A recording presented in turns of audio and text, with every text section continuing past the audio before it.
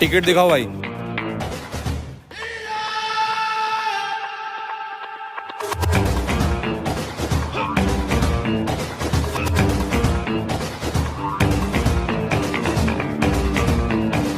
हाँ सर। चालान तो भर के जाओ। किस बात का चालान?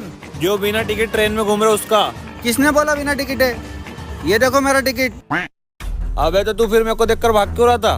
मैं कहाँ भाग रहा था, मेरा स्टेशन आ गया तो उतर गया। समझ में आया? नहीं। Ticket ticket.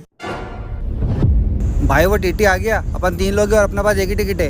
अरे भाई अब क्या करे? एक काम करते हैं, टीटी यहाँ आएगा ना तो मैं उठ के भाग जाऊंगा, टीटी मेरे पीछे आएगा तो तुम लोग यहाँ से निकल जाना। ठीक है। हाँ बैड मुंडा